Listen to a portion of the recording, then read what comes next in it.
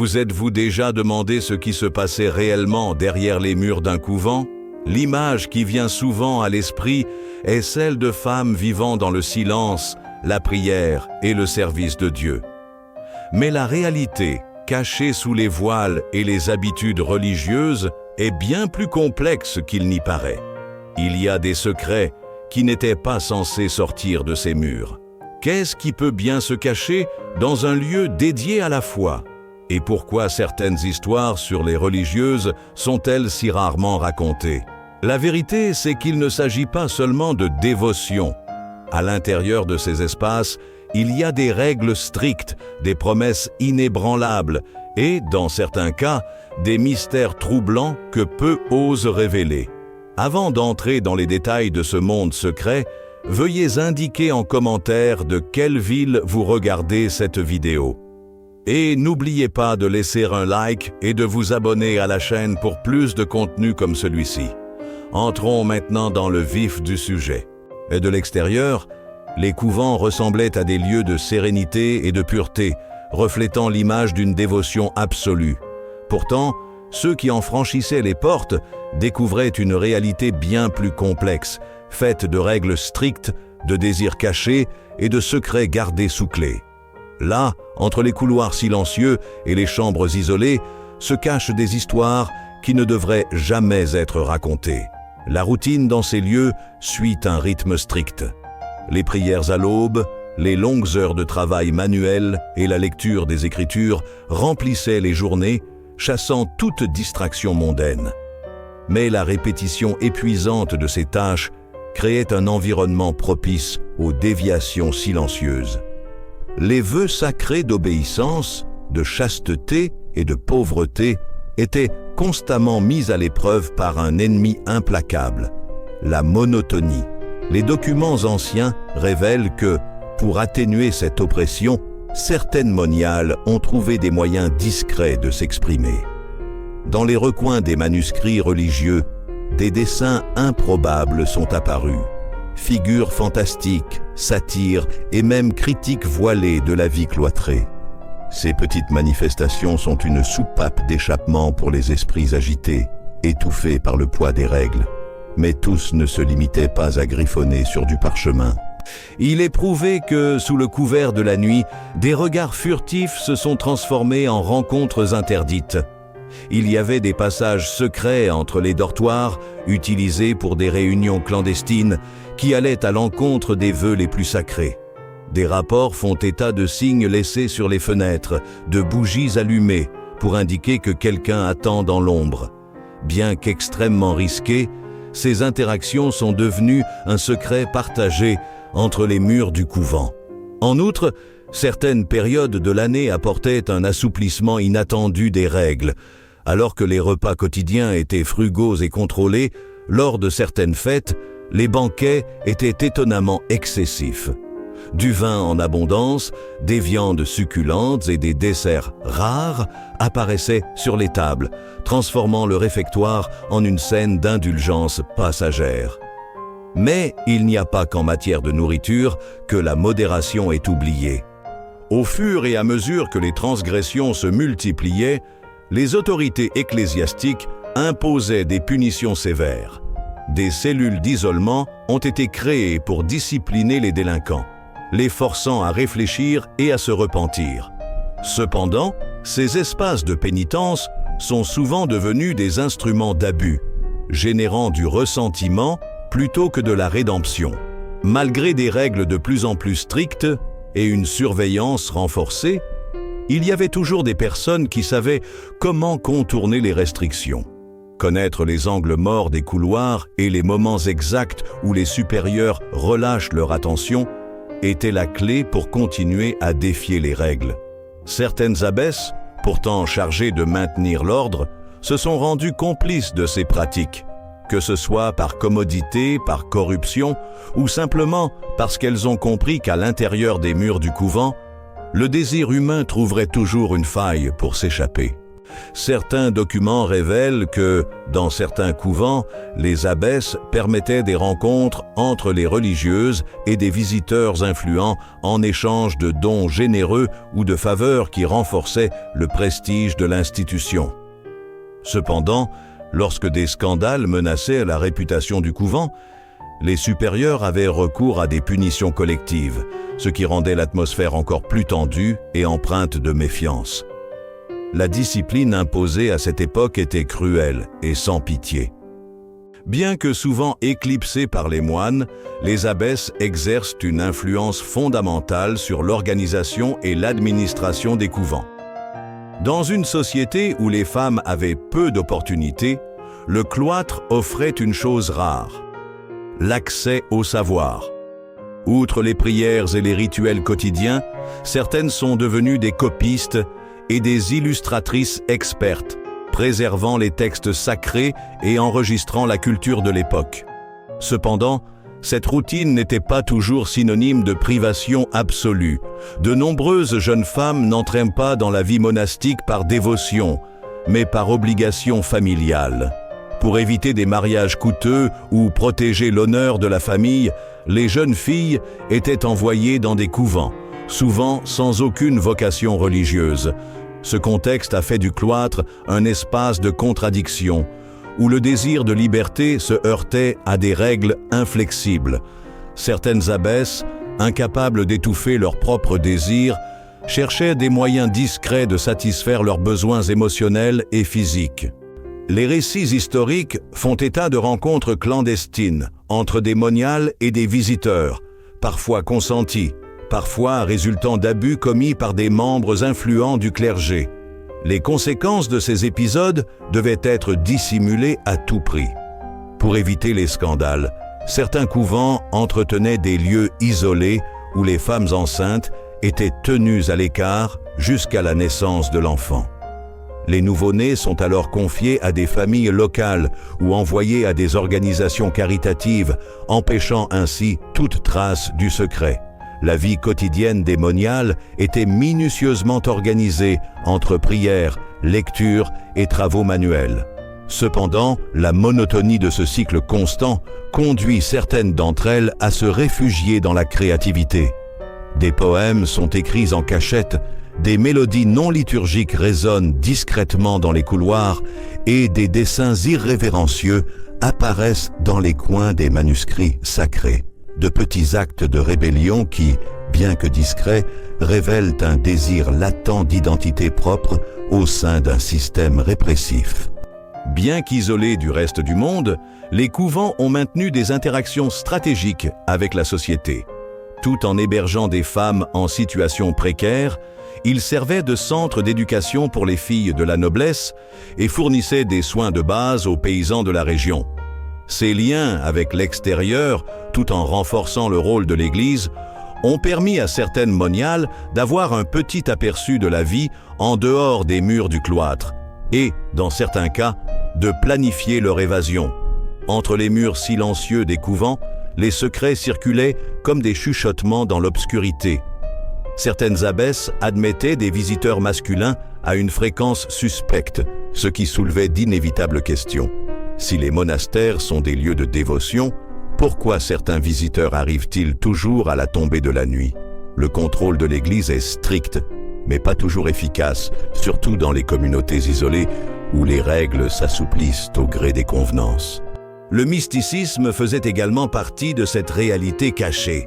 De nombreuses moniales croyaient que les rêves et les visions étaient des messages divins, mais toutes les expériences n'étaient pas bien accueillies par la hiérarchie ecclésiastique. Certaines moniales, connues sous le nom de voyantes, attiraient des pèlerins fascinés par leurs dons spirituels. Mais cette notoriété comporte des risques. Toute manifestation échappant au contrôle de l'Église pouvait être interprétée comme une hérésie et les punitions étaient implacables. Lorsqu'une transgression devenait publique, la punition devait servir d'exemple. L'expulsion du couvent est l'une des sanctions les plus redoutées. Sans protection ni moyen de survie, la religieuse expulsée devient un spectre social. D'autres peines impliquaient une humiliation publique, comme marcher pieds nus dans les rues en récitant des prières à haute voix, ou confesser ses péchés devant toute la communauté. Ce type de punition, bien qu'efficace pour rétablir l'ordre, laissait de profondes cicatrices psychologiques. Mais tous les secrets n'ont pas été révélés. Des tunnels souterrains, des passages et des chambres cachées faisaient en partie de l'architecture de certains couvents. Officiellement, ils étaient utilisés en cas d'urgence ou pour protéger des reliques précieuses. Officieusement, ils étaient utilisés pour des réunions discrètes, pour cacher des pratiques interdites ou simplement pour s'échapper. Ces couloirs secrets n'étaient connus que de quelques religieuses qui se transmettaient secrètement leur emplacement de génération en génération, mais la répression et la peur ne sont pas les seules à régner. Les fêtes religieuses rompaient la rigidité de la vie quotidienne monastique. À l'occasion de Noël, de Pâques ou des fêtes patronales, la routine des prières et du travail était allégée. Les couloirs résonnaient de rire, les tables étaient garnies de mets rares et la consommation de vin et de bière augmentait. La musique solennelle prenait un ton plus vif et certaines célébrations échappaient complètement au contrôle des supérieurs. Les récits historiques mentionnent que, dans certains couvents, les festivités étaient l'occasion de rencontres clandestines. Pendant les préparatifs, la surveillance était réduite, ce qui permettait aux religieux d'utiliser des passages cachés pour se réunir à l'abri des regards. Un cas emblématique s'est produit dans les monastères italiens où l'on a découvert des tunnels reliant les couvents aux résidences nobles. Officiellement, ils servaient au transport discret de marchandises. En pratique, ils cachaient bien plus que cela. Mais certains soirs de fête, les lumières aux fenêtres des couvents n'étaient pas une simple décoration. Pour ceux qui connaissaient le code, c'étaient des signaux pour des visiteurs secrets. Bien qu'officiellement condamnés, ces pratiques ont perduré pendant des siècles, en particulier dans les monastères éloignés de la surveillance de l'Église. Noël, l'une des dates les plus attendues dans les couvents, n'est pas seulement un moment de dévotion. Dans certaines régions de France, les religieuses organisent des pièces de théâtre inspirées de passages bibliques. Mais pour certaines, ces événements sont plus que des spectacles religieux. C'est l'occasion de s'évader, ne serait-ce que quelques heures, de la prison spirituelle rigide dans laquelle elles vivent. Et si les murs du couvent pouvaient parler, combien de secrets seraient encore cachés sous les voiles de l'histoire? Les monastères médiévaux étaient, à première vue, des lieux de dévotion et de sainteté. Mais la réalité derrière leurs murs était souvent bien différente. Lors des fêtes, les règles monastiques strictes étaient assouplies, ce qui donnait lieu à des réunions secrètes.